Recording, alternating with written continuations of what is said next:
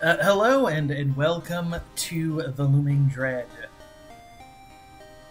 The party has acquired the second kind of ritual component, the unicorn's heart, through some interesting means.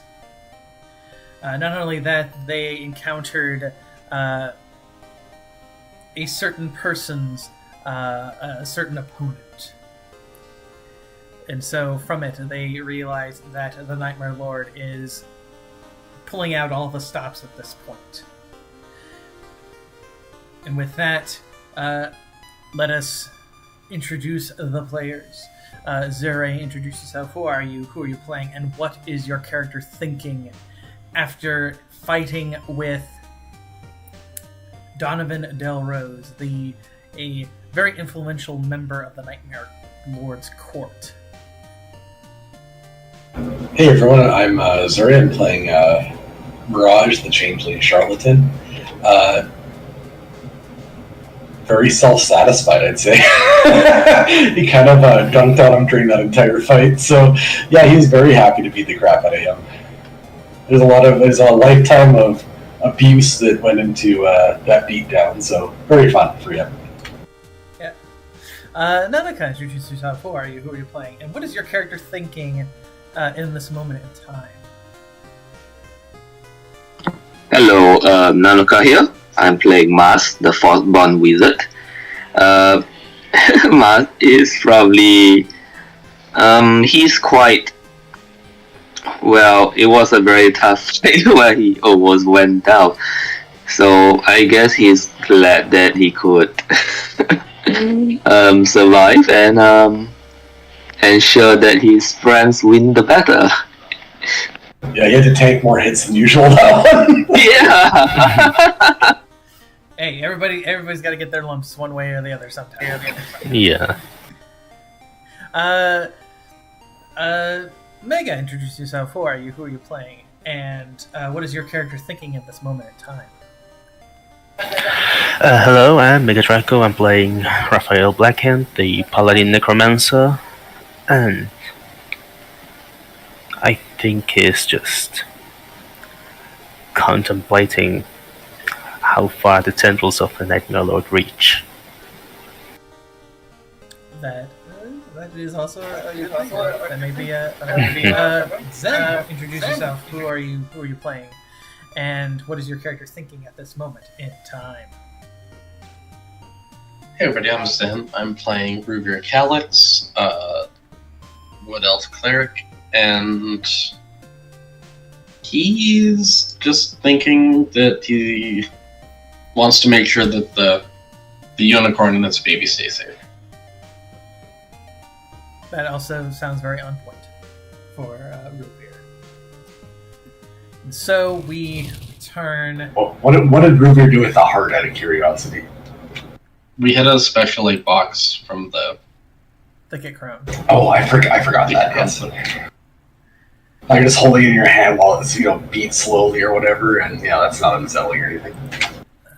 Yeah, it's normal. Let's go. I'll go. I guess we'll go.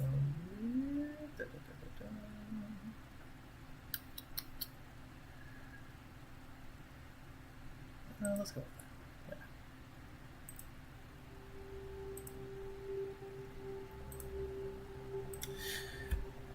So we start immediately after Ruvira. You have gotten the heart in your hand, or you can place it within the the special box. You see the unicorn and its baby are reunited. Raphael, the little unicorn, basically just kind of kicks out of your grasp and kind of goes up to its mother. And the mother just kind of looking at all of you. You kind of hear like a very soft spoken voice kind of moves through you. It's not that you hear it, it's more that you feel it, if that makes any sense. But get the feeling of it. You get the feeling that the unicorn is thanking you. Actually, that's a little too intense. I feel like that's not the. There we go. That's a little bit better. But you feel that the unicorn is thanking you for protecting its baby and for saving its life. It's kind of confused by that, being that it does kind of recall the changing that was kind of placed upon it.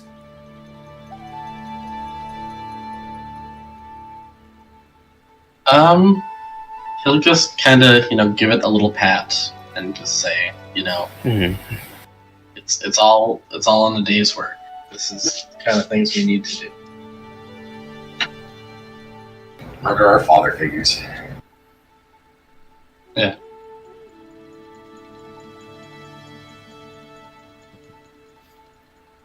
Mask, what about you and Raphael? What are you two doing? And Mirage, you said you took the signet ring, correct? Of Donovan's? Absolutely, I did, yep. Okay.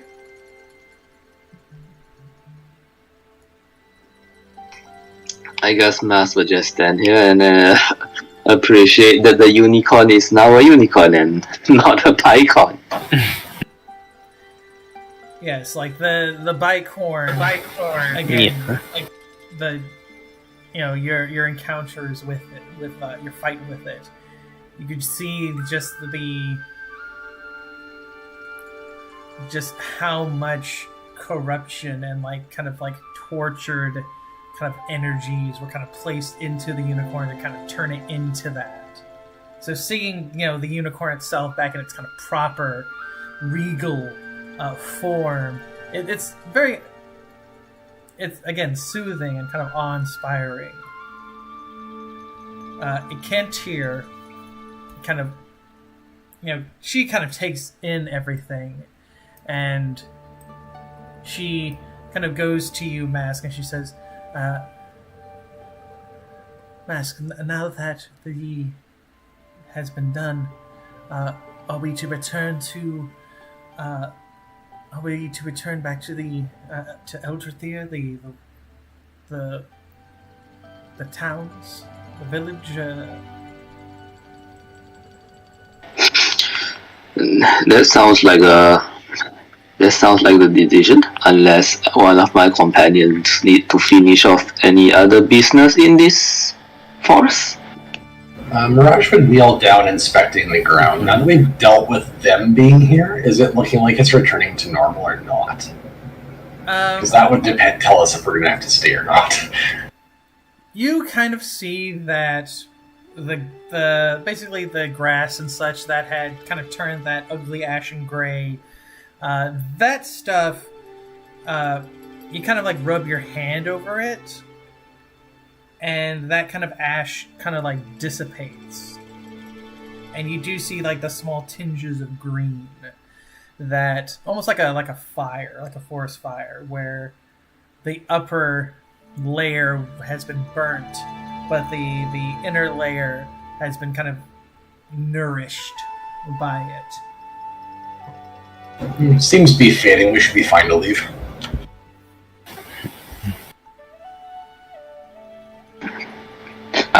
Mas would not.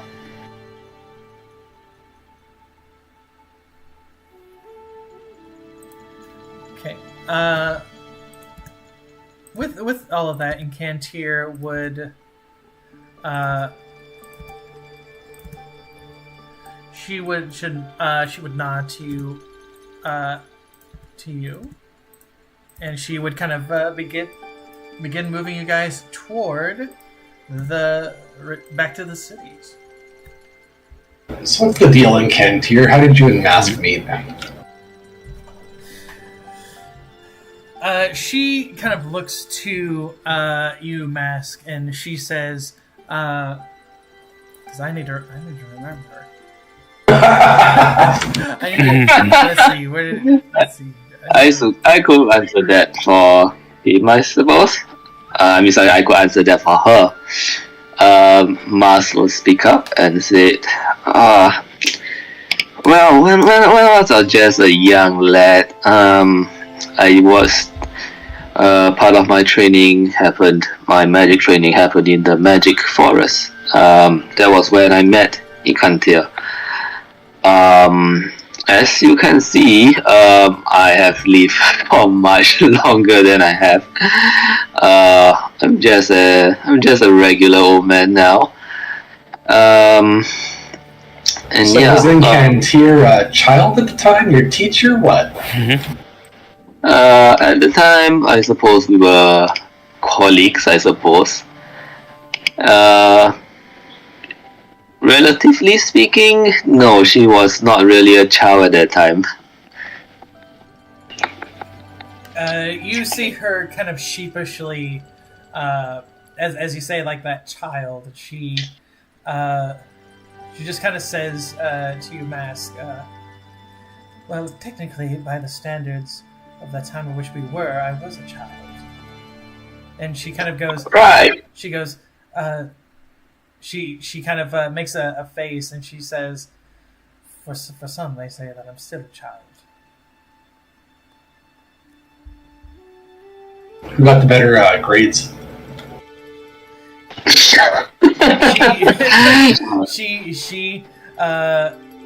She tries to look very impressive, and she says,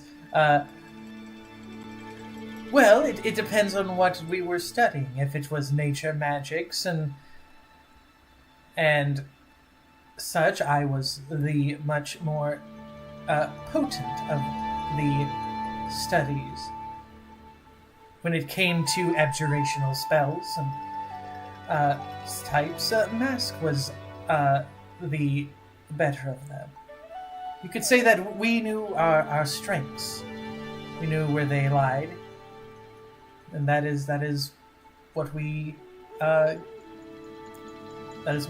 indulged ourselves in our studies. Yes, and I have been, and well, don't tell anyone this, but I was moonlighting as a performer on the side. So, my grades did take a bit of a hit from that, but as I always say, practical experience is is a little more applicable than complete theory, if you ask me. No, you're not just moving off of that. What was your performing name? What did you do? Let's hear it. Oh, I can't. I cannot believe you can forget so easily.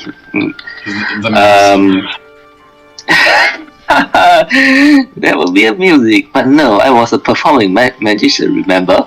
And Mas sort of like reaches in his pocket and pull out a deck of cards, and he fans the card and just draws one and says, "Is this your card?" Roll me a D100. It's a big deck of cards.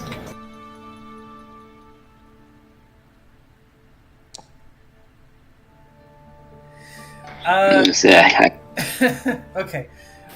With the 74, that basically means how close it is to the actual card. Mirage, it's kind of close. It's definitely my card. You do so to save him his face. This Mask has a weakness. Usually you have to have them pick the card first, just for reference, but... Of course. This is merely a performance. But you didn't say what was your stage name.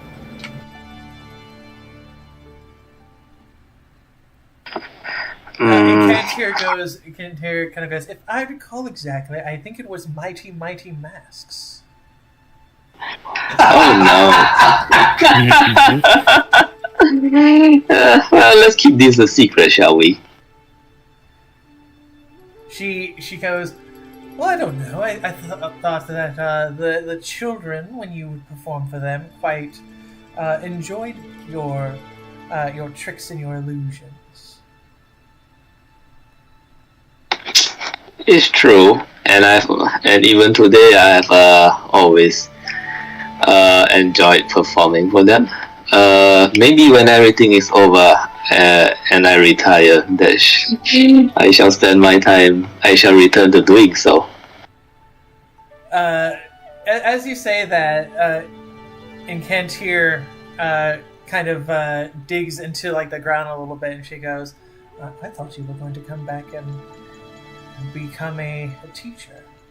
Surely you don't want to allow your magnificent talents to go to dry up that quickly as a traveling illusionist." No. That shall be for the.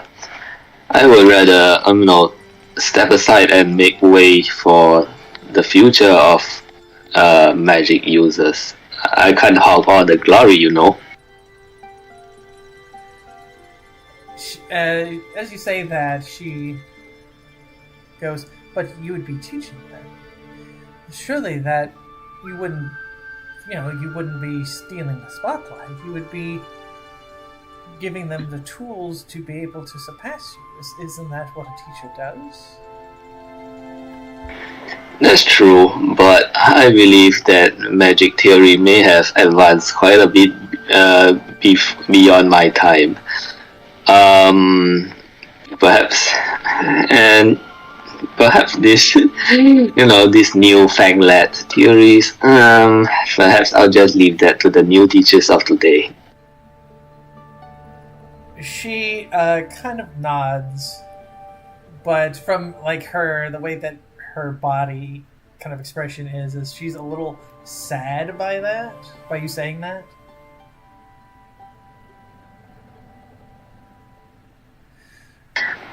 I sort of like pat her on the back and say, don't worry.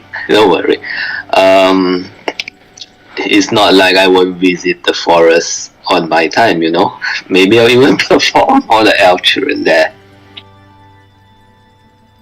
She'll just kind of quietly nod to you, and then she'll say, "Then how about we begin returning back?" And she begins to kind of head from the glade to take you all back to the city.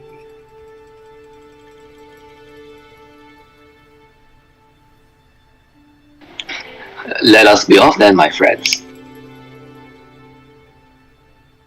Mirage just follows silent. He's writing his next book idea. What, Mirage is an author? And I just make the ideas and I send it off to that dwarf, and they make the books. Oh, he outsources us. Okay. Yeah. Mighty Mask will live again. He's just selling the rights to our life. He's just like selling the rights to our life stories. Yeah, I gotta make that those LT checks,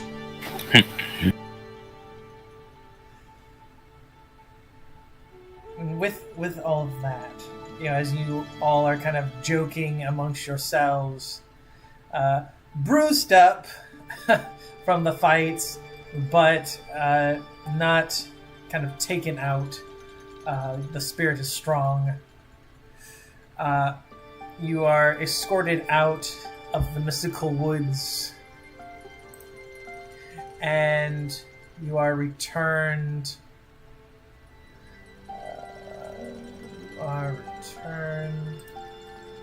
Kind of back to the treetops.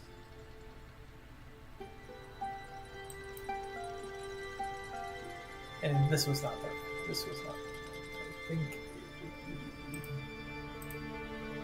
There we go. You guys are kind of back there in the wooden tree, the city.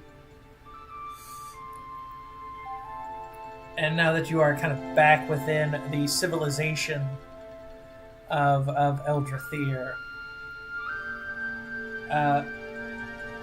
you all are kind of taken to Incantier's home. She gives you guys, a well, fresh food. There is some. It looks a little bit like a dew that you can use to kind of like bathe yourselves with. that the wood elves use quite a bit. And again, you guys are back in civilization. What is the next step? And I'm saying this to Ruvir. I think we were supposed to go to the keep to do the ritual to weaken it at the, in the withering. Is that right? Yes. Am I remembering that correctly, the plot? Yes. Yeah. If I remember... Does Raphael know where that is? I feel like Raphael knows where it is, at least. He does. He does.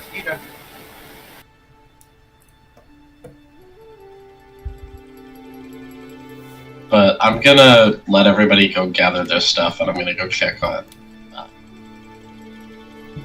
Oh, wait, are we in... We're in the same city from before, right? Yes. Yeah, I'm gonna go check on... Malachi? Malachi and Alicia, yeah. Okay. What about everybody else? Are you guys gonna go with Ruvir to see Malachi, or are you guys going to do little you're gonna gather your own kind of ingredients and such? If by ingredients you mean go procure some more booze and then go to Malachi, yeah. Basically, that's what I meant. Mars is probably going to gather some more plant supplies while he's here, I suppose. Okay. You'll certainly find a lot of different plants and flowers and all types of plant life that is... a lot of the apothecaries, they literally grow the stuff on their homes. So you'll see elves, kind of paying some with some of the gold and such, and then they'll go and they'll actually pick the stuff from on the building.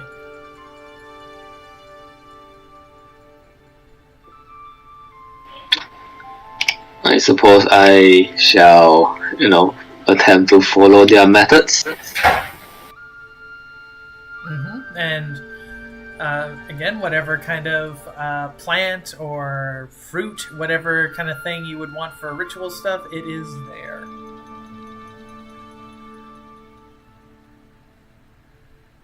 Fantastic. What about you, Raphael? What are you doing?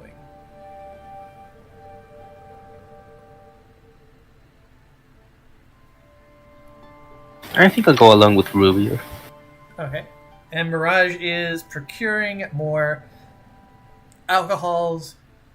There is... Yep.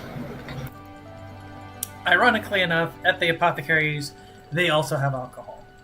Because... Sweet. It's a good alcohol, though. It is good alcohol. But they kind of have it separate from... basically, there's two types of alcohol that the apothecaries have. They have the medicinal alcohol, which is, the stuff that we use in our world and such. Cleaning wounds and stuff, I assume, yes. And then they have what they call, the ones that they call spirits, which we call alcohols. But they have those in a particular little part of it. They think that alcohols and such are... you can use them for medicinal purposes, but they use it differently than the stuff that we would use as medicinal alcohol. Yeah, find the good stuff. Yeah, they have, by their standards, they have good stuff. Roll me a charisma plus an appropriate background for discerning the actual quality of the spirits.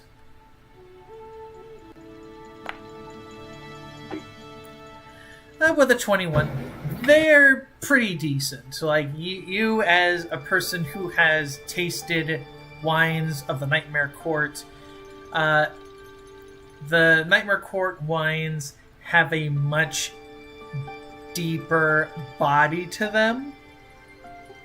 So, like, if you drink a Nightmare kind of Court alcohol or wine, maybe it's because of the process of it, but when you drink it, it feels very heavy on you. Yeah, that makes sense. Whereas with like these ones, you taste them, they're much more light, they're kind of airy. You know, they still get you drunk. But it's that much more kind of fleeting kind of drunkenness than like a Nightmare Court wine. But you do find the good stuff. Sweet. And then I'm trying to remember, there's the other elf I was drinking with. I think it was also Ruger's. Yeah, that was Malachi. Friend. That was Malachi. No, not Malachi, the other one. There's the lady friend. Elysia. I'm going to see if I can find Elysia or what she's doing at this point. That's where I was going too. I assume she's in some sort of court function, maybe waving at her from the stands. I'm pretty certain that, she would. Let me actually. We'll take you all to the palace court. I mean, she doesn't see Mirage with an armful of alcohol waving at her, and she's gonna know what that means. Yes. Come babysit us, or we're gonna get in trouble. Yep. You all kind of head to the court, the palace. Elysia is, of course, kind of doing her duties, and she'll see all of you there, along with the large amounts of alcohol, and she will say, she'll kind of rub her temples, and she'll say, "By the sweet persimmons." And she'll kind of go to you, Ruvir, and she'll say, it is good that you and your friends seem to be well. I had heard that there were dangers within the woods." Just some old guy and some dogs, I think. Nothing too bad. Roll me a charisma. Roll me a charisma in that, and an appropriate background. All right.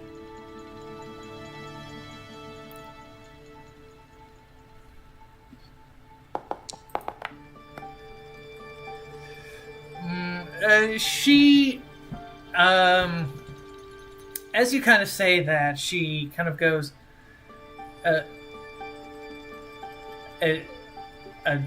old man and some dogs that caused that kind of weird ashening that happened within the forest. Excuse me, Ruvir, but I think you're going to have to explain that to me a little bit more. And she kind of looks at you, Ruvir, and like that, very much that older sister, you have a lot of explaining to do. You're not over drinks tonight, of course. We'll see you at the usual spot. She looks at you. She kind of sighs a bit, and she goes, "I know that if I were to tell you no, you would just do so anyway, I'm sure. You have a very capricious spirit." Oh, I like you too. You look pretty nice too.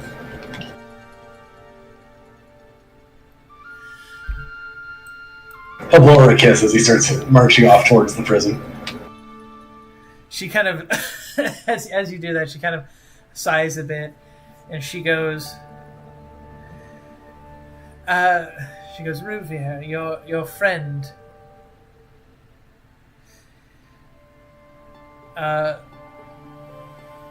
he sure puts on a facade, doesn't he?" Yes, that's I would say that's accurate. And she kind of goes, well, so long as he is keeping you all in high spirits, that is what matters. And she goes, are you going to see Malachi as well? Yes. She'll kind of smile and she'll say, I'm sure that he would like that. He's gotten much better, though he doesn't like to talk still. But I think He's like what? He does. She's basically saying he's not. He still doesn't. He's not as. What is the word? He's not forward in his speaking. Oh, okay. I see. He's still kind of like guarded in the way that he speaks to people. We'll play tracks and make it all To be it's fine. expected, I suppose.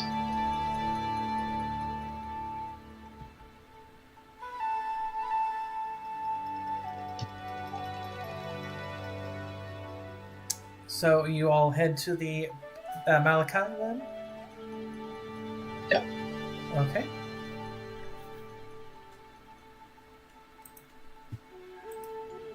You soon head through the palace. You then find yourselves with Malachi sitting in the prison, though you see that inside of it there are little looks like little kind of flowers are beginning to kind of grow inside it.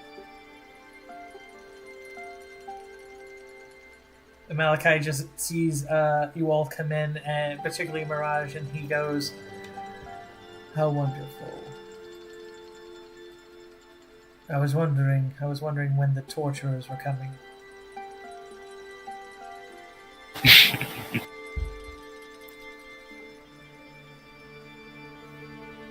Is it the same female guard that he was hitting on the night before right now, or no? Yes, she's, you guys have been gone like a couple of days, so yeah, it would definitely be her again. Some Mirage, of course, shoots some finger guns and says, maybe I'll seal the deal tonight, let's go.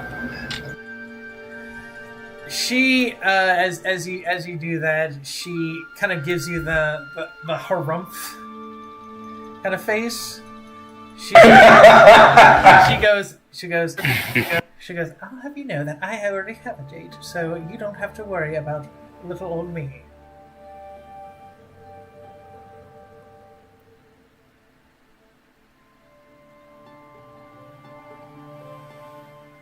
She's playing hard to get. He'll like elbow Malachi. Malachi goes, yes, of course. It's like, how could she ever resist your charms? Perhaps if you were to regale her with some sort of lover's ballad. And you'll see him kind of pull at like some kind of vines, and you'll see him kind of stripping them a little bit, and you'll see him making one of those very, very crudely shaped, it's very crudely looking violin. And he just kind of gives it to you, Mirage, and goes, surely you can play her some sort of ballad that will sweep her off her feet and, you know, steal her away to some reclusive rendezvous. You must be misremembering. You're the one putting the moves on, my friend. He's gonna start pouring him a drink. He looks at the drinks and he goes, ah, yes, indeed, the torturer brings the elixirs of poison for me. Wonderful. He takes a swig, and he'll look to Ruvir, and he'll say, Ruvir, you and your friends, he kind of looks at all of you. If I can be so bold, it looks like you've all been put to death in a half. I'm gonna pour them all a drink as well, including Tiberius, of course. I don't think it's as bad as all that. It was almost. Well, I'm certainly on the edge there.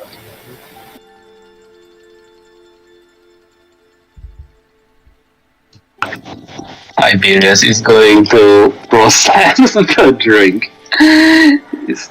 It's like he opens this component in his torso and places the drink inside, and then you hear like this churning noise, I suppose, and a ding. So did Tiberius drink it, or did he just kind of like clean it? I think he just made espresso. He It feels very warm to the touch now. you could say he drank it in that he converted the drink into energy. Okay. Yeah. Even better. Yeah, there's like a little bit of like kind of like a steaming kind of smoke coming off of the. Turn the alcohol into fuel and the rest of the liquid into coolant. Yep. And Malachi, as you all are kind of drinking and such, he'll go. Then I think you'll have to explain yourselves. What you surely whatever happened had to have been quite an encounter. And he kind of looks to you, Mirage. It's like, surely you would not ever try to. Surely you would not be so coy as to not give me the details. Remember my daddy issues we discussed at length last time?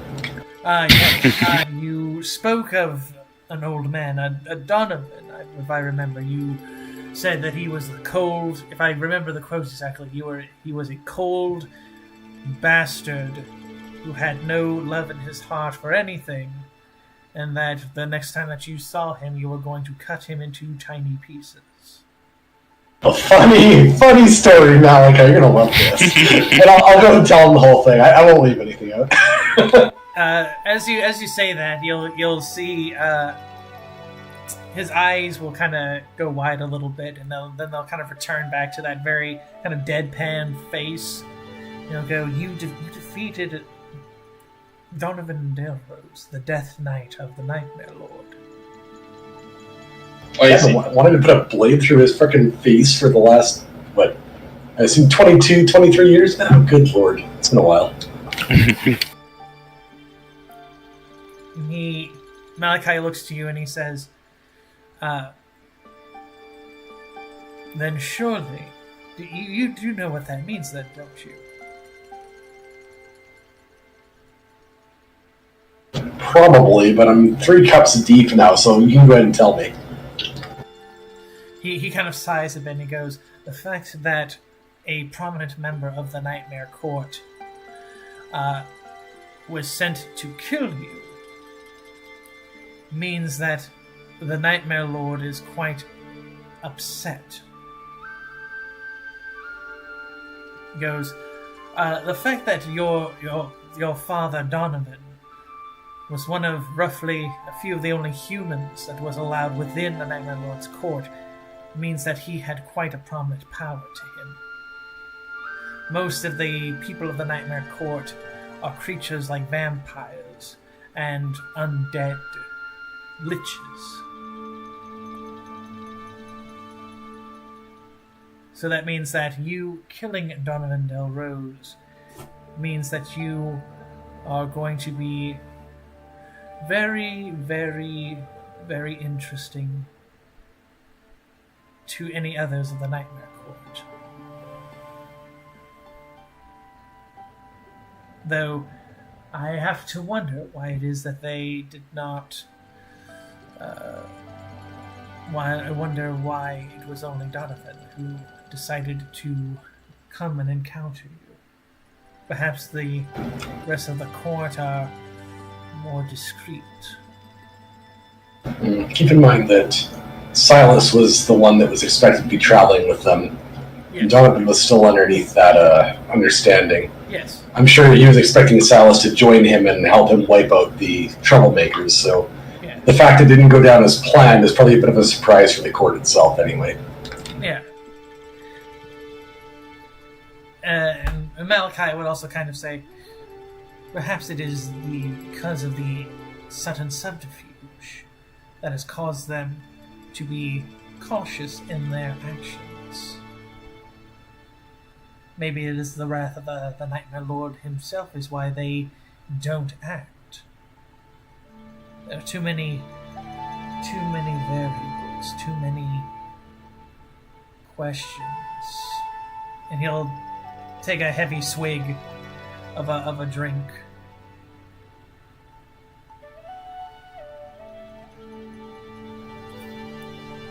Raphael, what about you? As you know, Malachi is kind of speaking about the Nightmare Lord and the court and everything that's kind of been spoken of so far.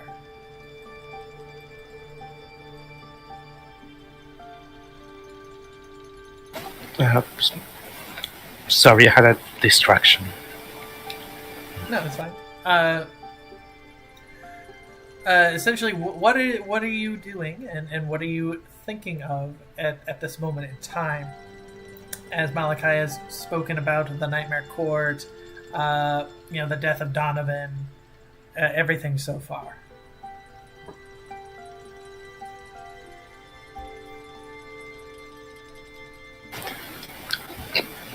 He's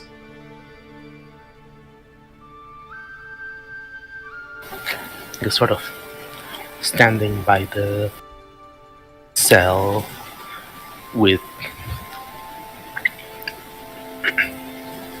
grabbing one of the bars, and it's like,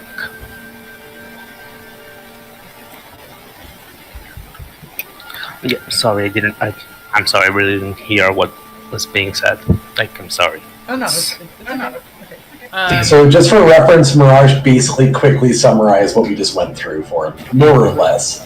And then there's a short discussion kind of theorizing why the Nightmare Lord is sent Donovan specifically. Besides that, Mirage would quickly press a drink into Raphael's hand because it looks like he needs it. Mm-hmm. You should have seen Raphael during that fight. He was like swinging his sword, half bloodied, like barely alive, goes down, gets back up, keeps swinging. It was glorious. Malachi kind of looks over to you, Raphael, and kind of looking at you, he goes, I mean, that would be expected. He seems like one who has been through such things before. And he kind of looks you over, Raphael, and he goes, you're one from ages past. I can feel that kind of coming from you. And he'll say, and what is your intentions? You defeat the Nightmare Lord, or you defeat Tarloc. What is your intentions with such power?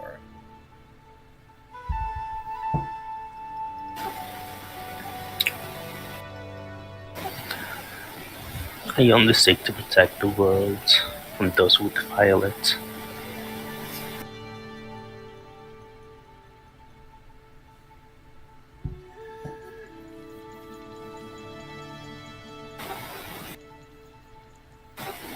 Right.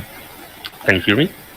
Okay, Yeah. sure. Yeah. I kind of heard it. Could you redo it? I only wish to protect the world from those who would defile it.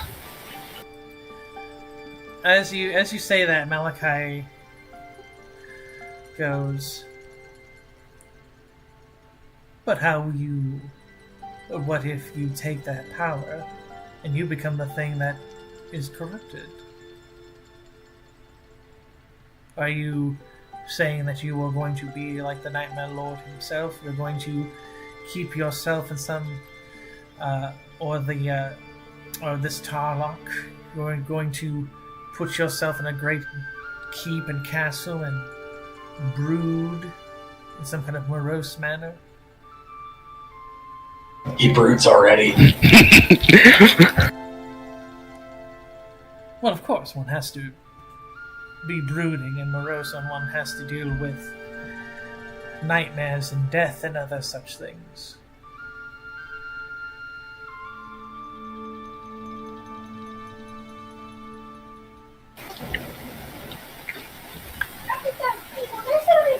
I have never put much thought to what I would do after the Nightmare Lord is defeated. I was setting him up with a dwarf back in the Dwarf Kingdom, but he didn't go for it. I did my best, I swear. Malachi does kind of does a sound a little bit like he's trying to stifle a bit of a chuckle, and he goes, "Well, when it comes to love and such things, who can clearly say if such things were successful or not?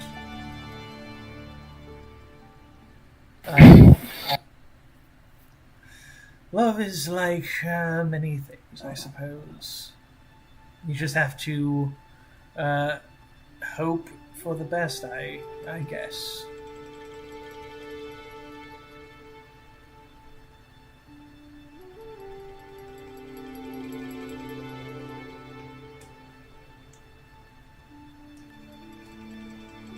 Hey, Raph, what's the story with you and Tarloc? Is he your dad? Did we have to kill your father too? No, he was. It was one of the. No, he did not kill my father.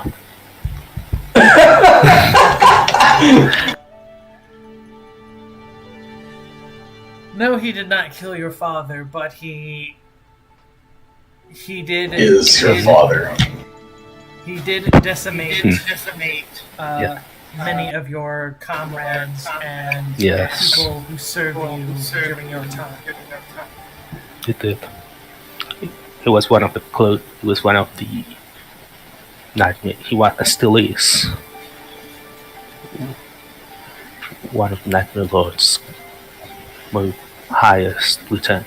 I mean, I'm not finding the words, but like highest generals, commanders. Yeah, one of those. So what's the deal? Last time they kind of captured him. We need a way to actually defeat him this time, right? What's the plan for that?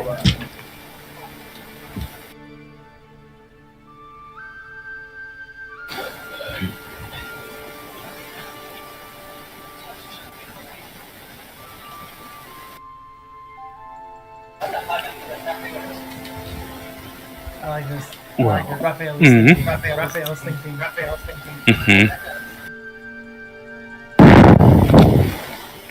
I'll read forward with the strings, I was thinking.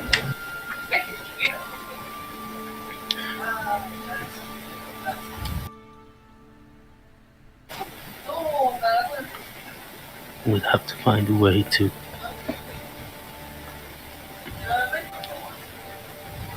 take his soul away from the Nightmare Lord's reach. So it's like a lich thing, we have to break something, or? I don't think it'll be that simple.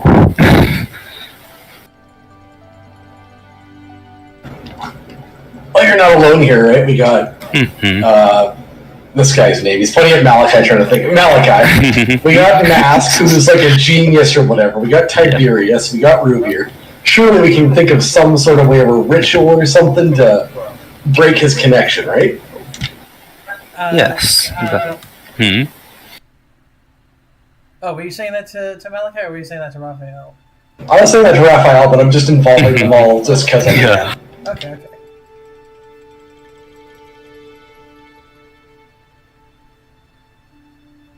What do you think, Malachi? You kind of touched on those dark powers and, drank that juice, whatever you want to call it.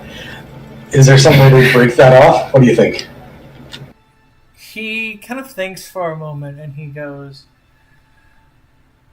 "Well, this Tarloc, I never personally met this person. Only truly encountered those who served under him. but from the impression that I got of him, he's not necessarily.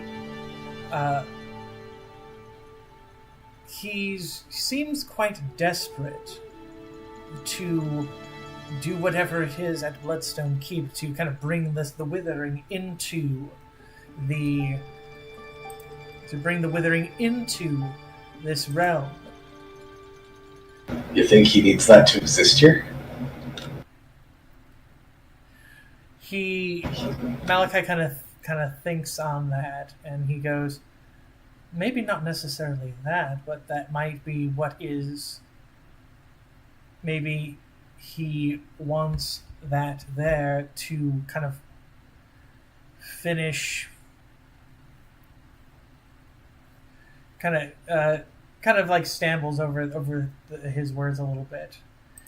Maybe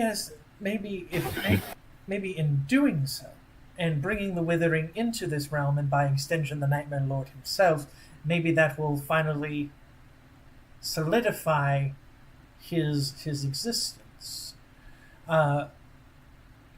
He'll look to you, Mirage, and he'll say, explain to me exactly how you encountered Tarloc. Not. He kind of looks to Raphael and says, not this first time that you seem to be quite familiar with, but how did you all encounter him?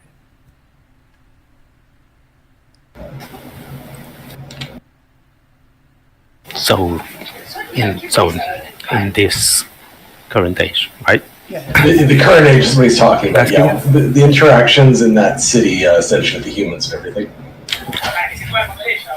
So many months back. Yeah. Yeah, we can go into story time again. I have no problem with that.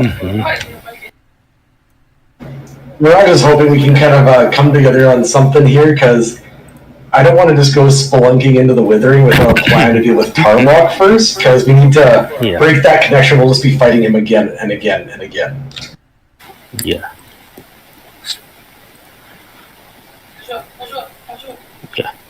And we got how many ritual casters here? I feel like we should be able to figure something out and go do some spelunking and get some stuff to make this happen.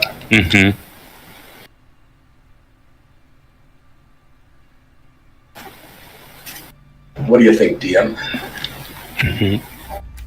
Well, so I know that you guys want to plan, correct? You want to plan for Tarloc? Yeah. Preferably a way to cut him off from the Nightmare Lord, so we can actually, if not completely seal him, at least kill him more permanently, so he doesn't come back again. Yeah. Well, you have You have the sands of time thing. You have a unicorn's heart. Of course, that's what you wanted to use to kind of help repel back the Withering. Yes. Mirage will snap his fingers a few times and point at Raphael. What about your talking sword? It's got a soul or something in it, right? What if we trapped him in a vessel like that and then broke and shattered it? That would just release the soul back. It'd have to be some... It doesn't destroy it, huh? Okay, well, back to the drawing board. He's drawing on the side of the cage, the jail cage for us. It'd have to be something more robust than a simple vessel. It's like a prisoner, a trap.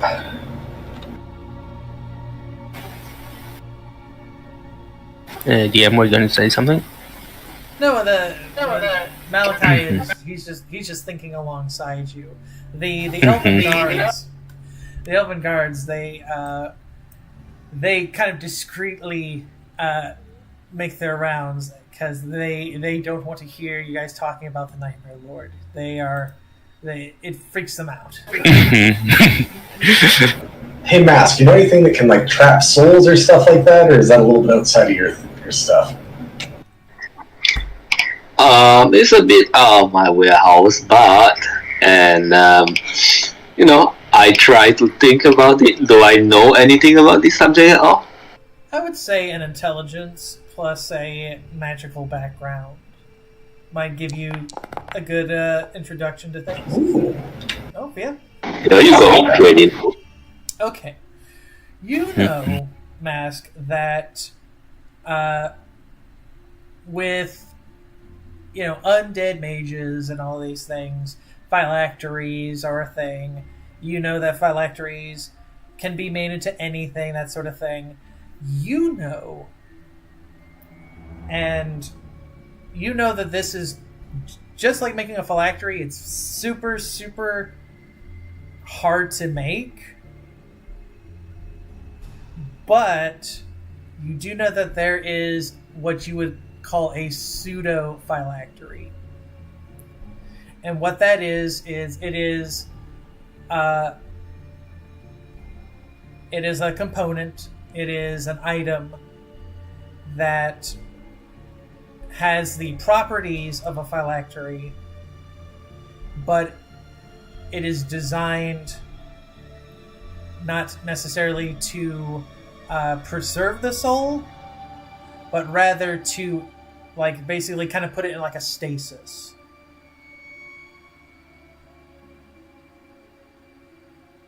So very much like a trap, like a ghost trap, but made for a much more powerful ghost with a lot more stuff that needs to be kind of put in to get it created. Yeah, that sounds like the right idea. Mm-hmm. Yeah, I'm going to tell them that theory. Wow, I can't believe we have to craft some photon packs. Unlike the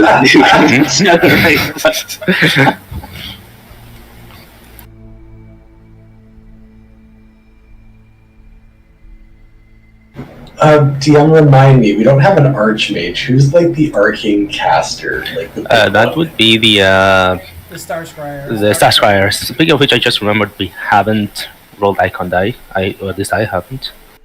I think the Star Scryer is the... She's technically of like the constellations and like kind of oracling, but she does tap into arcane power. Oh yeah, no, the Star Scryer was the one never mind. Yeah. The Confessor was the one I was I was gonna say, maybe the Confessor might be the one to look into that, maybe. I don't think we've really dealt with the Confessor at all, though. No. I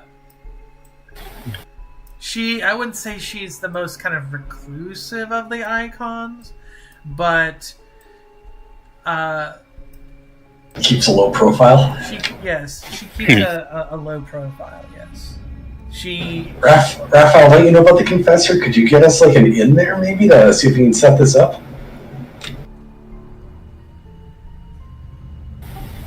Honestly, I have no... Oh, you're the Stygian Templar, not the Stygian Confessor. Templar. I got mixed up. Stygian Templar. I mean, between the two of them, the Templar... I was gonna say, either of those two I could actually still see. Yeah.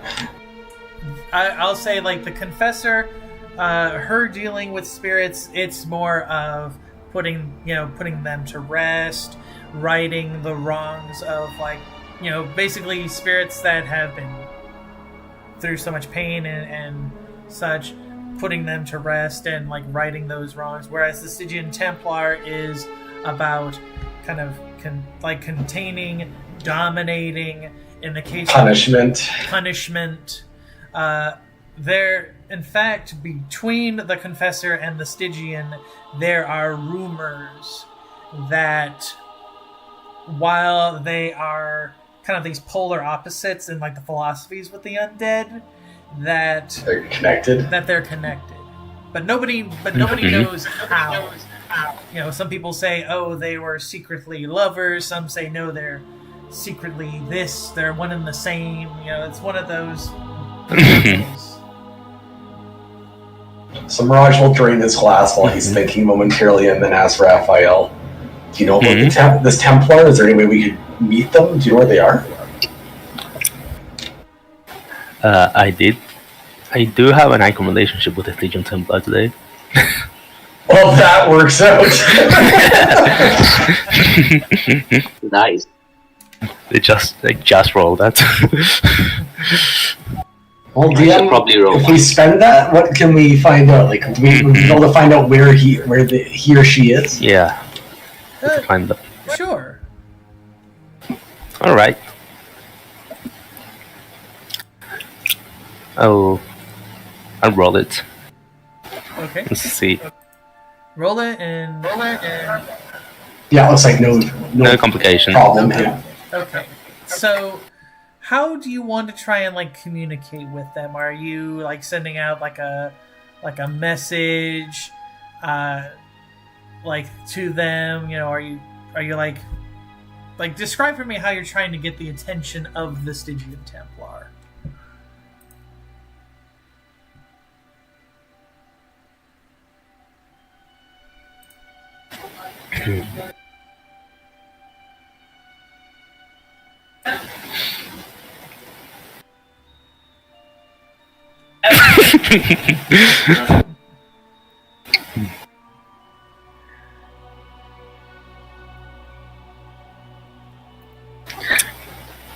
Honestly, if I had like the champion fit for the spell for Umbra, that wouldn't be too far off. So that you can sense my hound barking over several miles.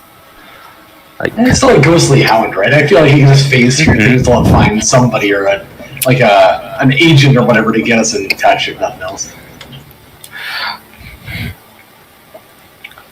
I'm certain you could, Yeah. you could do that.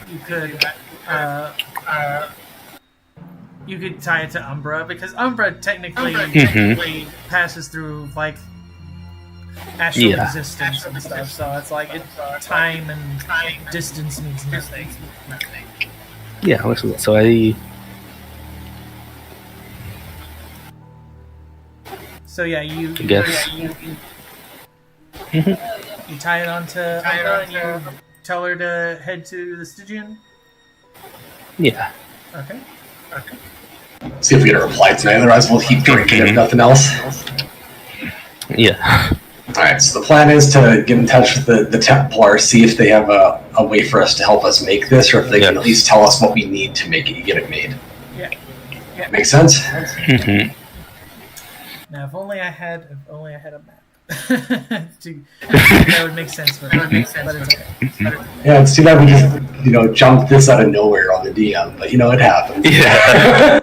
Well, it's not that. It's more of I was cleaning out my computer and I thought I was transferring my maps to an external drive. It deleted all my maps. Oh no. But thankfully, they're maps that I got from like the Patreons, so I can just re-download them. And my DungeonDraft stuff I have in a separate folder, so it's just I just don't have anything right now. But I guess what we can do is, so yes, Umbra has kind of gone. The night kind of fills with drinking and other such actions that, for anyone else, would have thrown you right into your own cells of your own. But perhaps because of your actions, kind of saving Eldrathir, and of course the realm, you're given a little bit of leeway.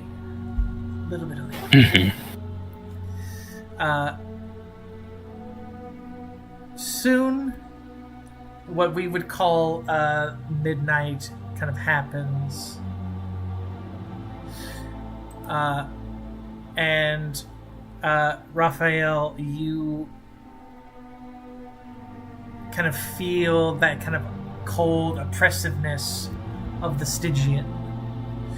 You feel it kind of coming over you, and as you kind of stir yourself, you see a familiar sight. You see You see the keep of the Ballistone Keep, but you see kind of standing. You see the Templar.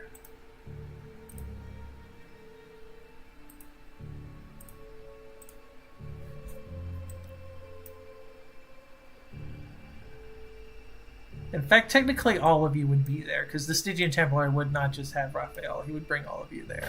Yeah. Because I'm sure that you all have questions for him. Mm-hmm.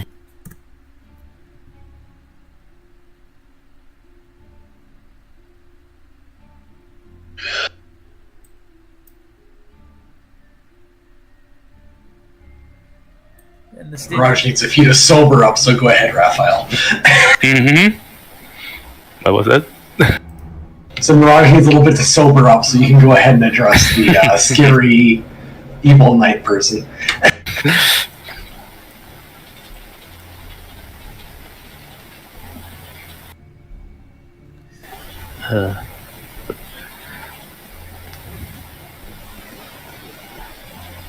Templar, he says, bowing his head a little.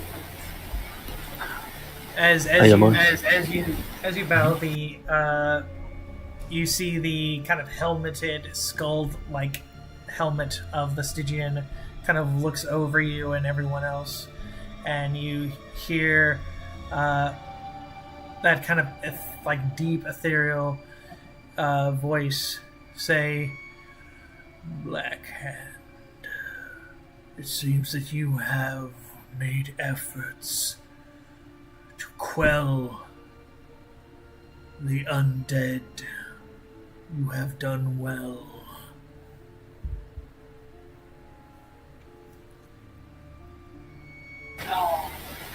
Thank you.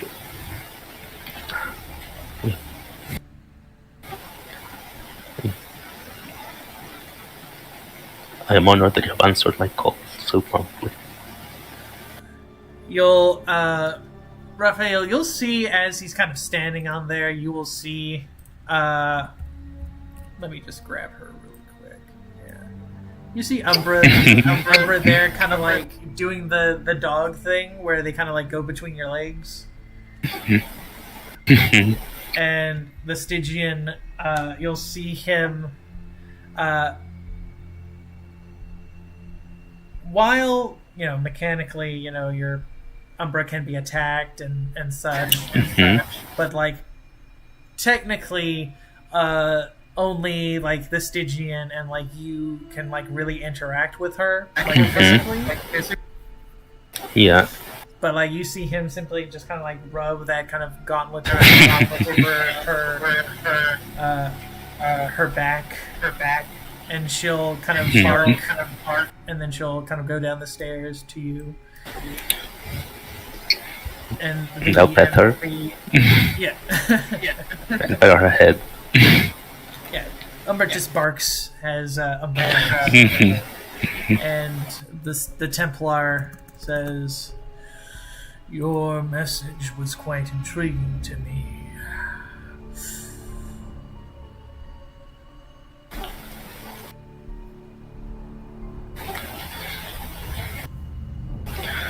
We are seeking for a way to deal with Tarloc more permanently.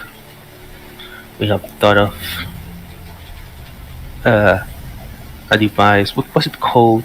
A mask?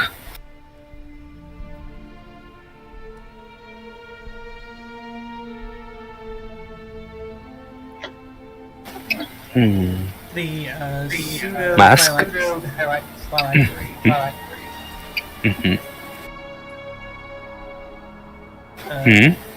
This. Oh, sorry. Nanika, are you there? Yes. Okay, they were asking about Okay. the item. The phylactery?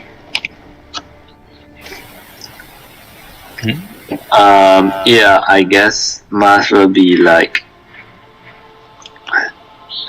I guess Mars will explain the theory behind the item we need and, how we can we can get help on that, I guess.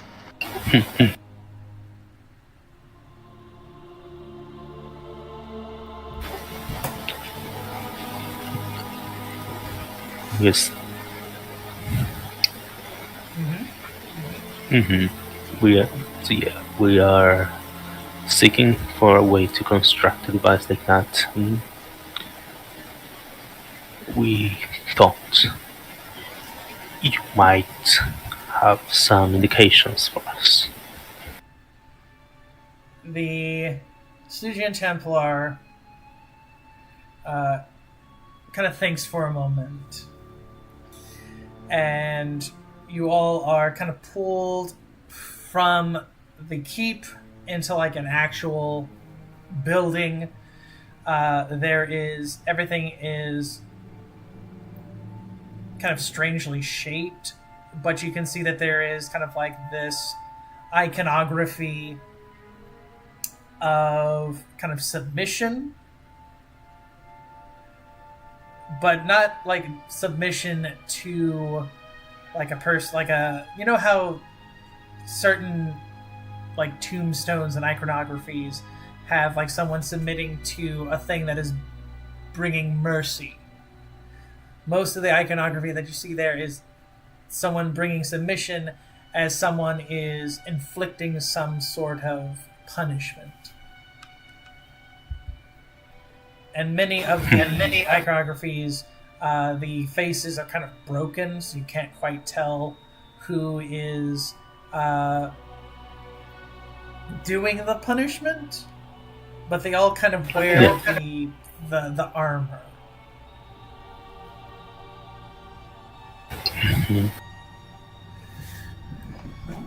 And the Stygian goes,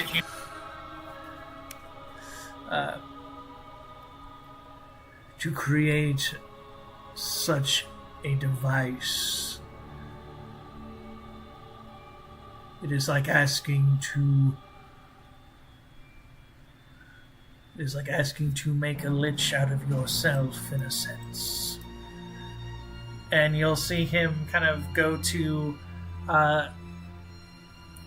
this kind of stained glass, and you kind of look at the depiction of the stained glass, and it is of Tarloc and like these kind of multi mass of undead. The Stygian goes, such magic has been lost to those ages, but I am sure that I can find something.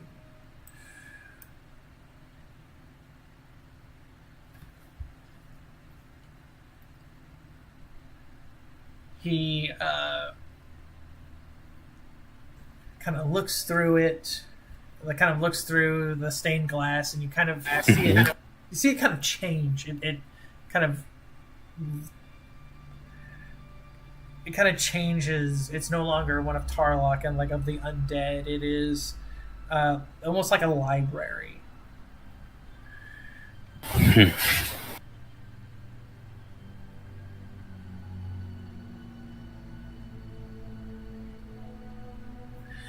And the Stygian Templar kind of looks at this, and he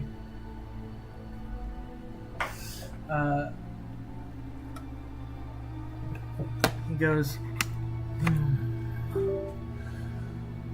that library.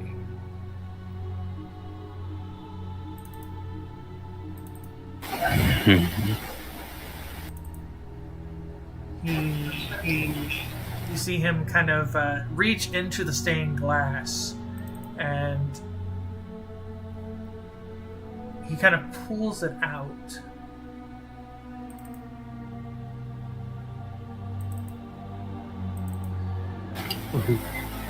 And he kind of looks at kind of looks at the stuff there, and he goes,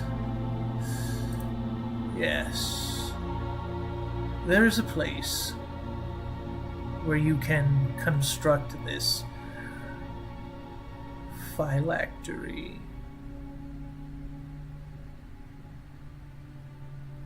And he'll kind of show you. He'll kind of show you in the stained glass as it kind of switches from like this kind of library. You see this large, tall, imposing spire, and it is this kind of decimated kind of forest. And there you see what looks to be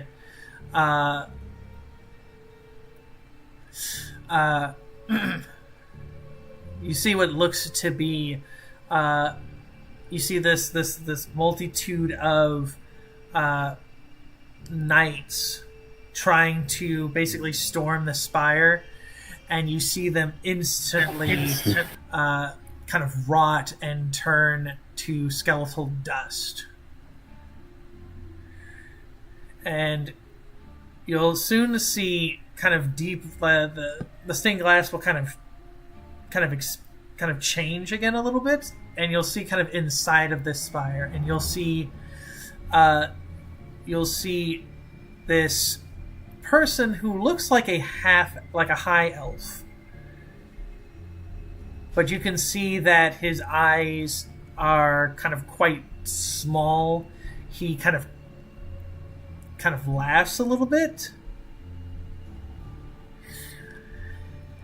And he goes, the figure kind of goes, try as they might, they won't beat me. I have everything I need, yes, right here.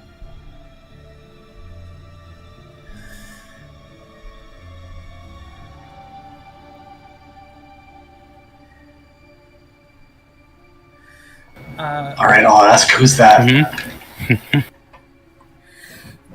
The Stygian Templar says his name is Cornelian. Mirage, you have heard of a Cornelian before. Oh. Yes. Donovan told you of Cornelian. That Cornelian was the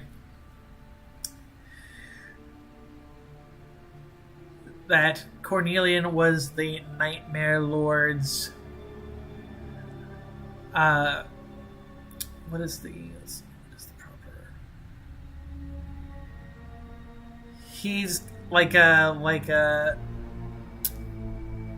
I don't want to say artificer because it's not science magic. Oh, it's like that undead / techno stuff? Yes. It is Cornelian who created those ghouls that you guys fought that one time that has like the metal sticking out of them. Yeah, that guy. Mm-hmm. That guy. And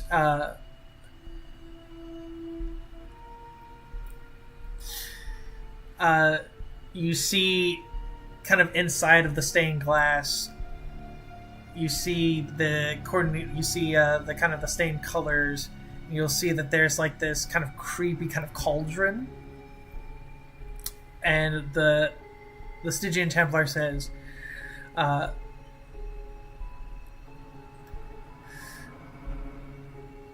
Cornelian, he would be one that would create such an item. But he has, as you can see, he has gone mad. I don't think he'd be helping us if he's helping the Nightmare Lord. I assume he might have the notes that we need to create it and the items we need, though. Might be in our best interest to go deal with him regardless, even if we don't find exactly what we need. Can you tell us where he is? The Stygian Templar. I need to get the map real quick. Where did I put that? Okay. Where did I put it? Did I put it in the world? I think I put it in this one. There we are. Grab that one really quick. Okay, you guys are here, obviously, but you're in the the forest. The forest. Yes. Let's see.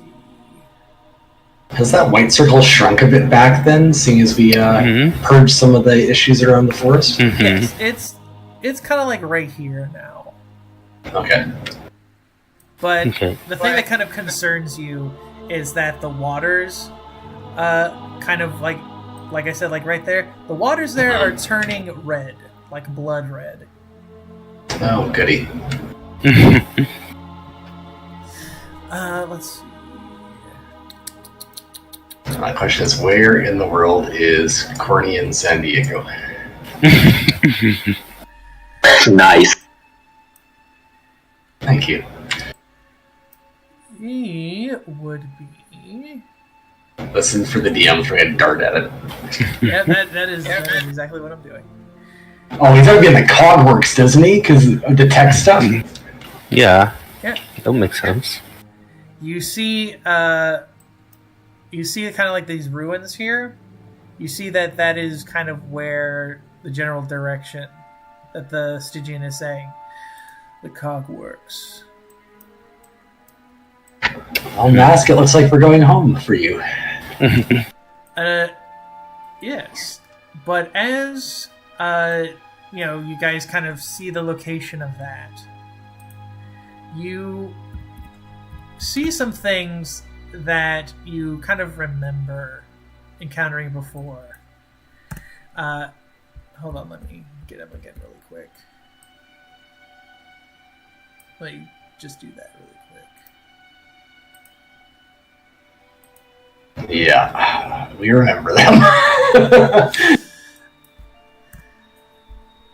And what's frightening as you kind of remember those things, the stained glass kind of forms like another of those pictures, and you see those things, and you see them what looks to be cutting down some of the Forgeborn, and quite gruesomely, even in stained glass kind of format, it looks like those things are cutting them into pieces and then harvesting to make more of those things.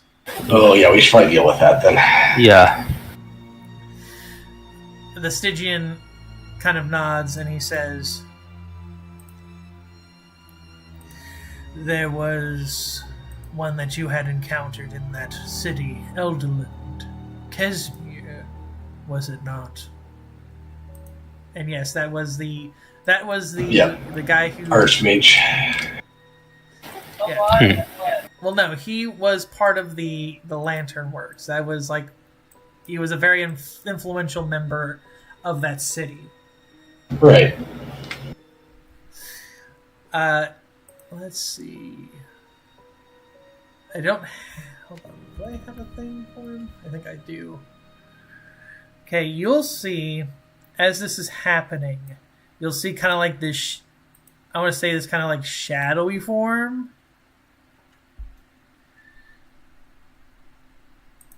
And the Stygian will say, "It seems that Kesmir continues to serve the Nightmare Lord even in death." We need to trap a lot of souls, it looks like.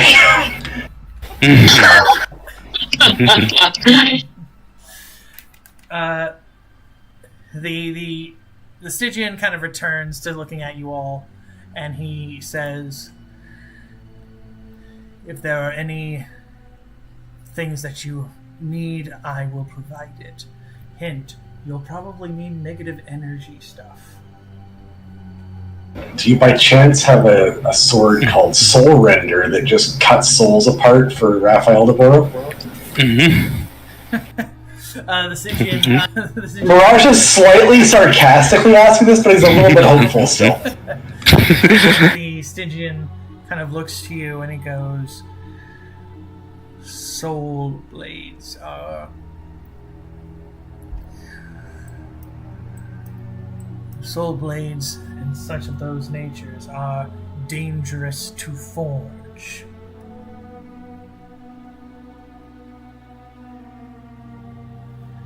If one were not careful, they would become a bonded. And he explains by saying a bonded is you, a mortal, who has allowed their magic item to control them. Taken, they have no sense of themselves, only of the item. I look at Mirage and go, yes, better not risk that. Yeah, but I hate fighting the same guys over and over again. It's getting frustrating, to be real. Such is life. No, that's the problem. Life is supposed to die, and then you go on, and we don't have to kill you again. This is not. That's the problem we're running into here. It's not life. Such is unlife. Unlife. Again, the Stygian just kind of goes, if it were so easy for us to make a soul-rending sword, I would have made one, and would have already gone to kill the Nightmare Lord myself. I get that. I'm just frustrated. Sorry. He goes, but if you do defeat the Nightmare Lord, that will weaken, and those things will come to their end. Basically, and he's saying that you defeat the Nightmare Lord, death will essentially return back to normalcy. Well, that is the ultimate goal, so I guess we'll have to keep working on that. But for now, we have a spirit, a crazed artificer, and a whole bunch of Warforged to save. An undead artificer, I should say. He's a weird mix, anyway. Yep.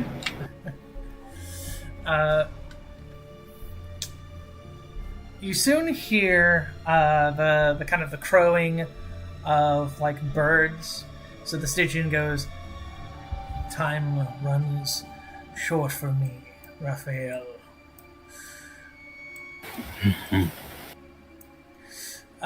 He says, "Someone will meet you in the cogworks. There is a Forgeborn there. Their name is what is a good Forgeborn name?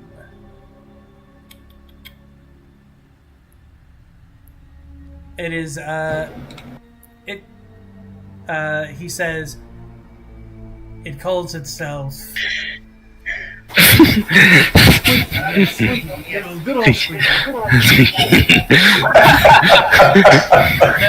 No. He goes, the Forgeborn there. It is known as, it calls itself Mordred.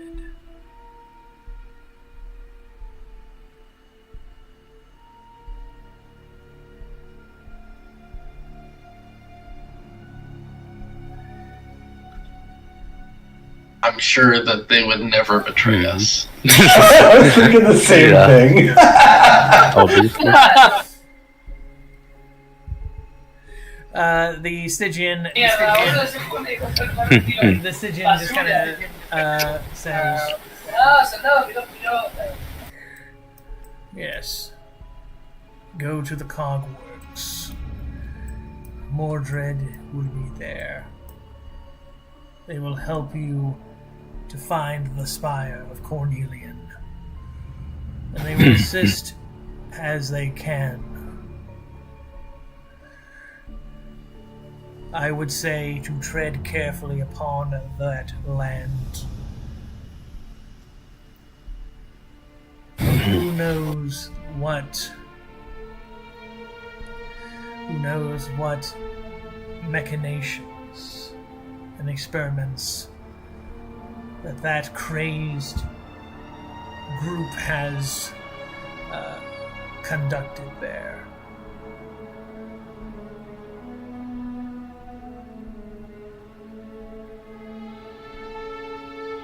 Yes.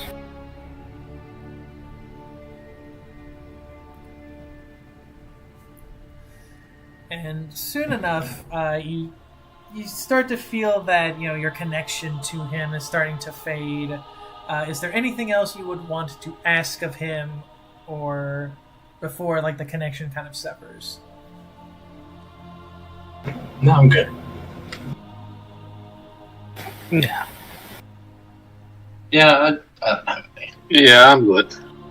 Okay. And so he'll... Mirage is already sassy enough with the icon, so... before it kind of ends, the Stygian will kind of look to you, Mirage, and he'll say...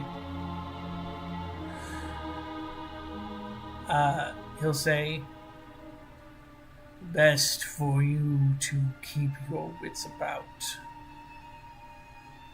Changer. For there is someone waiting for you. And I'm not surprised, I'm very popular.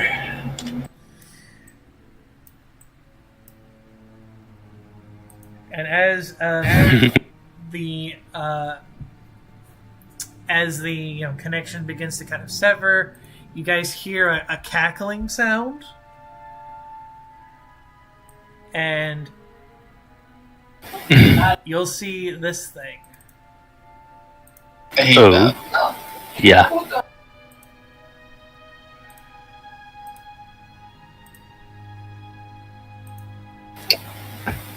Oh.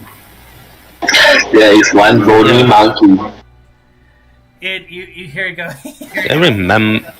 Yes, you do, because Koss was there with Kesmir. Yeah.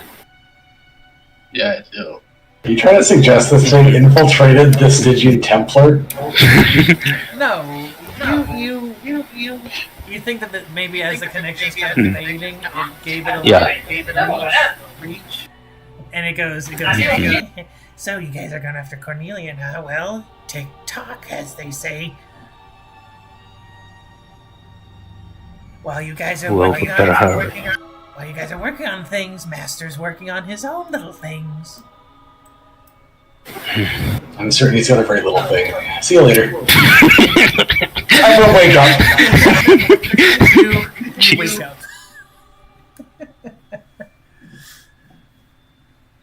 You wake up in a cold sweat.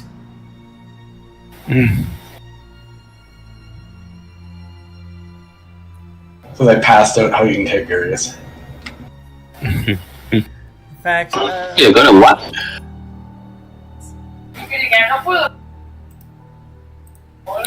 you guys are back here, technically. Right. I'll wet my drool. Uh, Oh, the sun's so bright. Oh, Is Ambra back? Huh? Is Ambra back? Yeah, Umbra is back, yeah. Alright. Nice. oh shit! Is Malachi awake? Malachi, as you're kind of waking up, Mirage, Malachi was just kind of staring at you.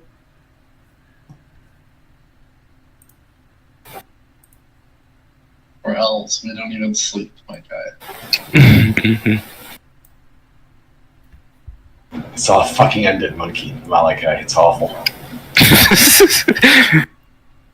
Malachi Who goes, would bring a monkey back from the dead and make it be a silly, chattering little evil thing?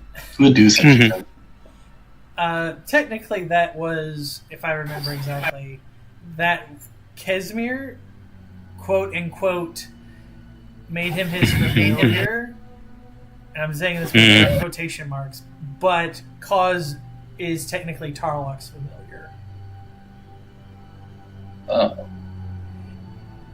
basically, Tarloc has bad taste. I was gonna say, Tarloc's got terrible taste. Tell me about it. well, when you have to make something simple enough that even an idiot can construct and like make a familiar. Cause was basically a way for Tarloc to basically just make something that an idiot can make and that he can keep an eye on and make sure that he's actually doing the things that he wants it to do. Familiars for dummies. Yes. Because again, Baby's first familiar. Because while Casimir was good at artificing that type of magic, he was more interested in dark magics, undead magics. That's why he was using those corpses.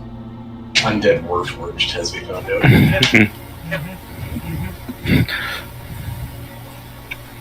Because he was like, hey, if I make these undead things that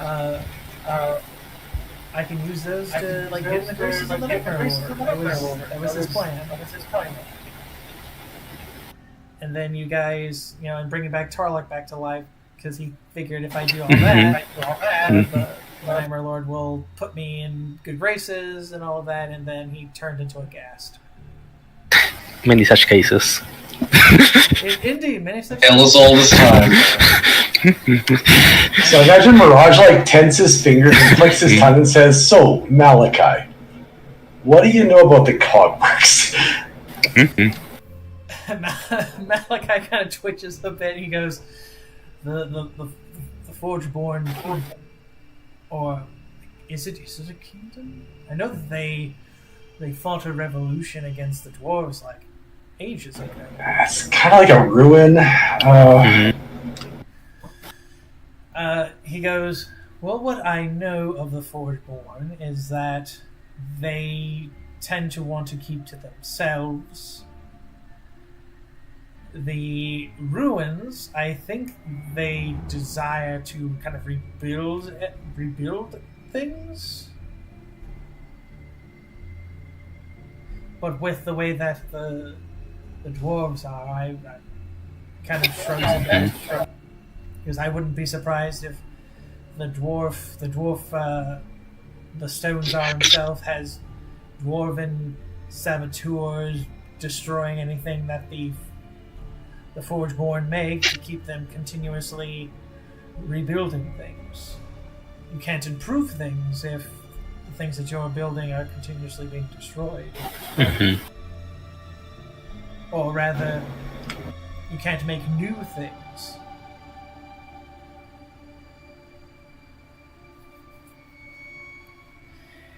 As he's explaining, Mirage is slowly turning to look at Ruvir and like giving him like the puppy dog eyes, but like, can we keep him? Can we take him, please?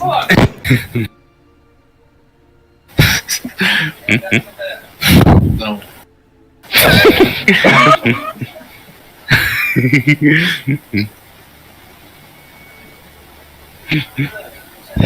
Malachi kind of looks to you, Ruvir, and he goes, "Ruvir, is your friend here wanting me to accompany you to the cogworks to? I am certain, no doubt, deal with some sort of monstrosities and adventure and all of those types of things." See, he gets it. He understands what we do.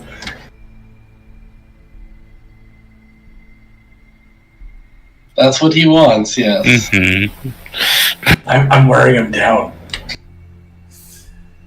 Malachi kind of like sighs a bit, and he goes, if they were to give me some sort of reprieve of my punishment, perhaps, I don't know, you'd probably have to convince the court to do so. It's like community service. It's great. He kind of, Malachi kind of looks at you, Ruvir, and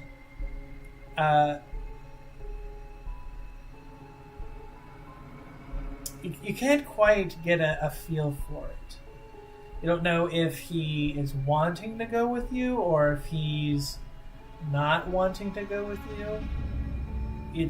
You can't quite see what he's feeling in his heart at the moment.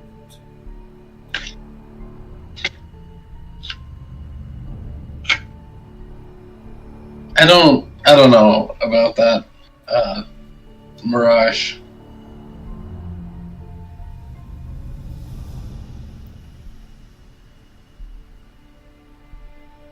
Very long sigh. Malachi kind of just puts, kind of pats your shoulder, Mirage, and says, "It is for the best. I don't know how useful I would be in such a place." Fair enough. I'll leave him the last couple bottles of drink, and then step out of the cage. You step out of the cage, and obviously these are different elven guards, but they quickly shut the thing behind you, and Malachi just kind of waves a little bit, and he says, "Ruvir, do be careful." And he'll kind of look to I will. He'll look to everyone else and he'll say, "You all should be careful as well." I'm going to be reckless as I can just for you, buddy. He goes, "Joy of joys. Surely, if you die, the Nightmare Lord can bring you back as some sort of other monstrosity."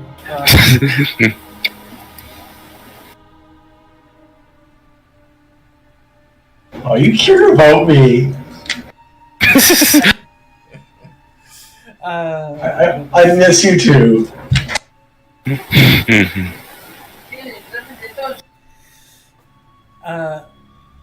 Okay, so you guys are going to get some supplies, get some goods. What do you? Yeah. My plan is that we should go talk to the Elven Court and see if they have a magical portal of some sort that gets us closer than just, boating it across the ocean. Okay, let's go to the. Yeah. Okay, we'll go here. Let me get them there. For reference, I moved Mirage, but he's somehow stuck in a wall, apparently. Okay, hold on, let me. Oh, selfish Elven Court. That doesn't bode well.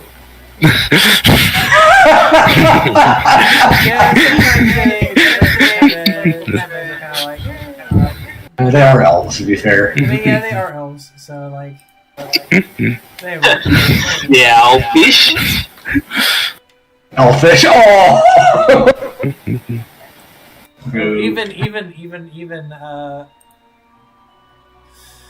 Even Tiberius just kind of smacks you over the head, mask for a second. Okay, you guys are seeing the Elven Court. Elysia is there as well.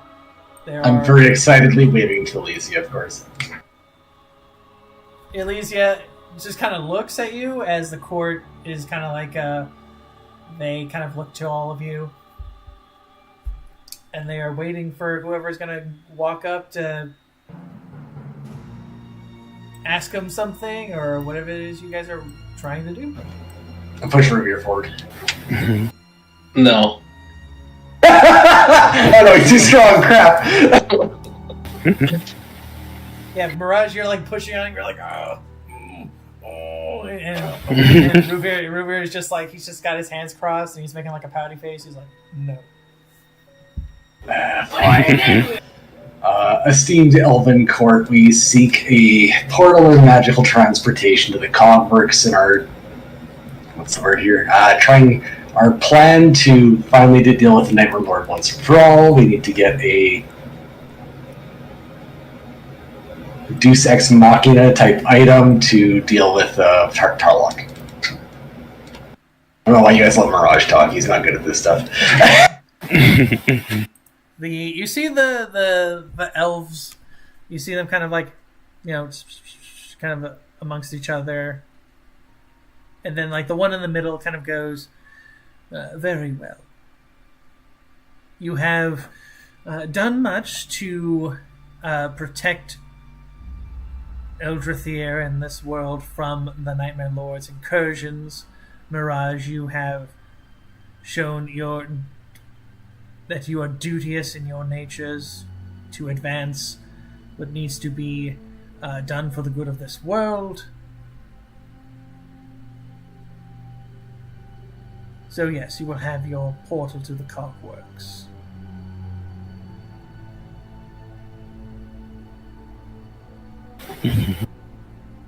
Overall, kind of just give them a bow and kind of stand near the back. Elysia kind of looks to you, Ruvir, and you can see that she's kind of giving you like the worried face a little bit.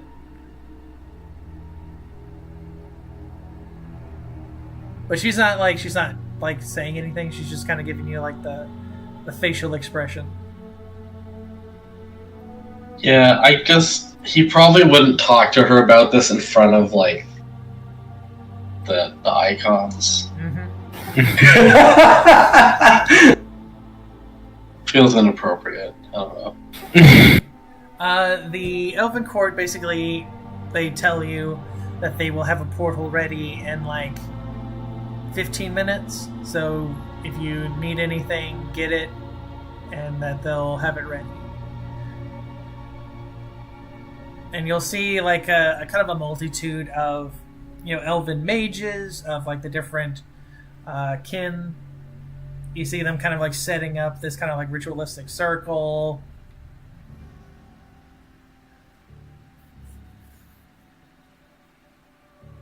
Alright, Ruvir's gonna go off and talk to Elysia for a bit before they go. Okay.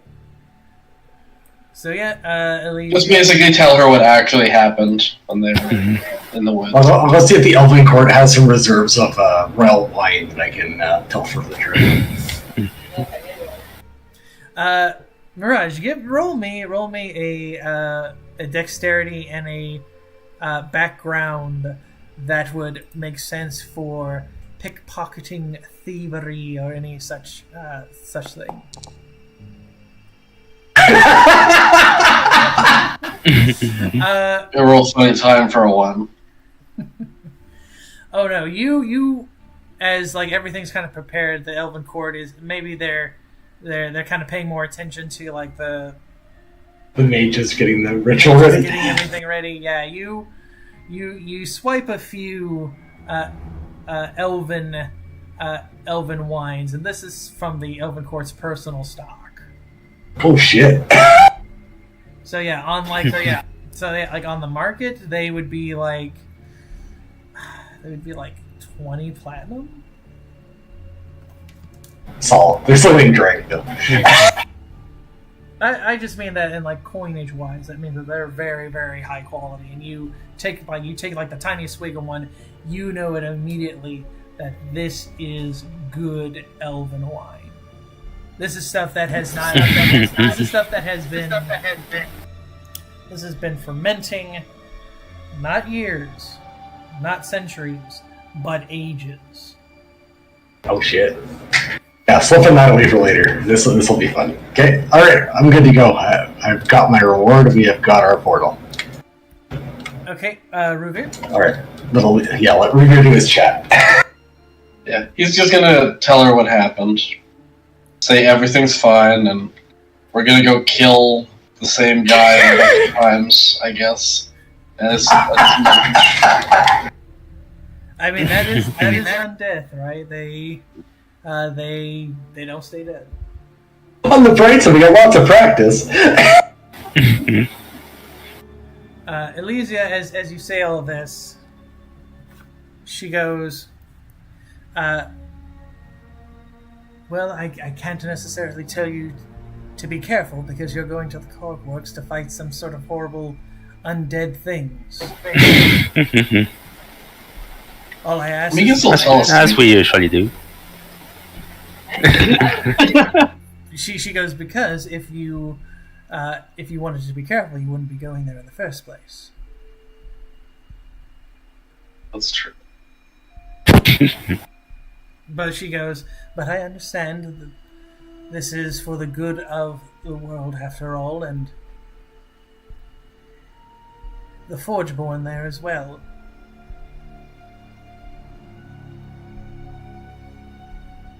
She goes, all that I will ask is that you make sure that whatever it is that you need at that place, that it is for the good of the world.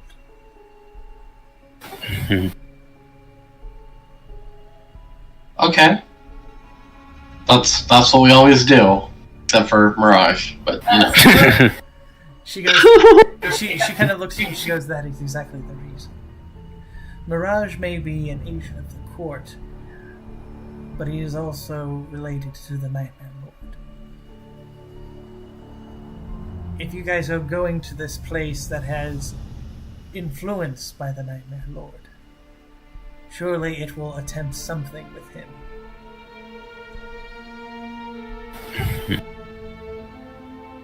Yeah, I don't know how much of a concern that should be.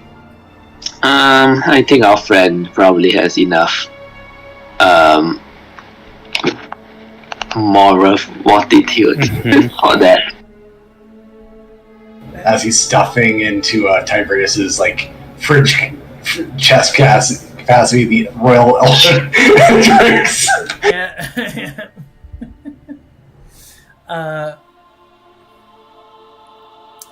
Elysia, just kind of sighs again a bit, and she just says, "Just be mindful of the place. That's all I am saying." I will. And she will ruffle your hair, Ruvir. She goes, How dare you? She I goes. just got it as messy as I like it. She says, I know you don't like me doing that. You like your hair to be as wild and carefree as you are, but I cannot help it. I was just teasing. It's fine. She just kind of gives you like a soft hug, and she just... That's her way of telling you, take care and all of that. Don't worry. If any of us will die, it'll probably be like... No, I'm not gonna say that. That's a death line. Why would you say Never mind. that? I don't say it. Never mind. Okay. You, Ruvir, as you're kind of talking with Elysia, you'll see a servant kind of come in and say, Master Ruvir, the portal is ready. Alright. I will ruffle Elysia's hair and get up and head out. Okay. And so the portal is kind of opened. Who goes through first? I do. Okay.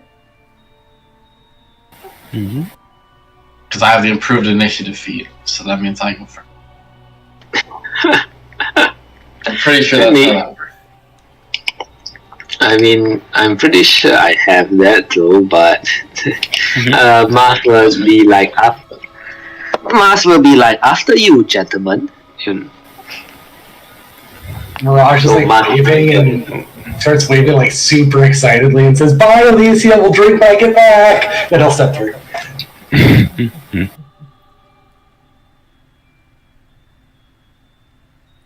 And Raphael, you go through? Yeah. Okay. You all go through the portal. And it's pretty much, I would say, instantaneous, that you find yourselves. Just grab you guys here. Okay. Okay, just gonna move you guys over. You guys find yourselves in the Cogworks. And it is there. As the portal kind of opens, up, and you kind of step out, that is where the session will finish. So that way I can get stuff set up for next time. Fair enough. Okay, with all of that, let's go through. Mega, what did you like, and what do you want to see next time? The whole scene with the Station Templar was awesome. Yeah, I haven't gotten to do any stuff for him. So it's good to have him there. Yeah. And I'm looking forward to exploring the Clockworks next time. Yeah, I think that'll be interesting. Zen, what did you like, and what do you want to see next time? I like just having, more of a roleplay session.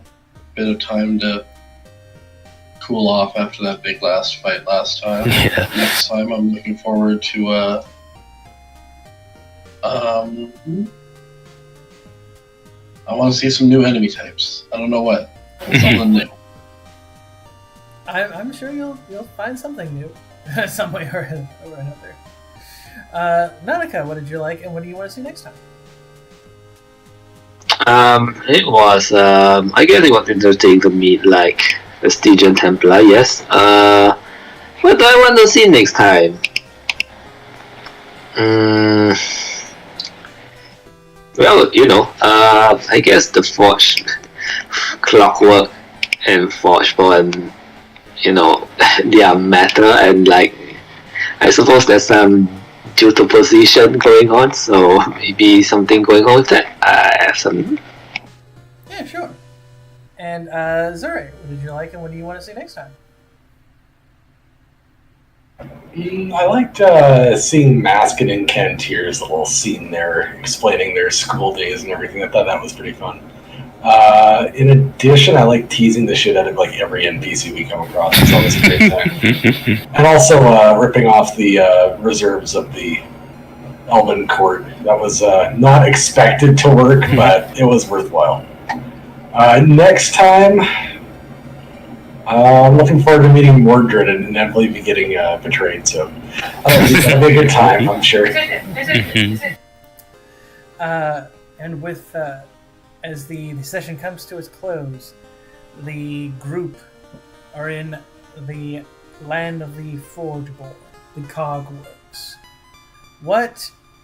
How will they be able to help them against Cornelian? Why is Kesmir there? Why are the Grave Gears there?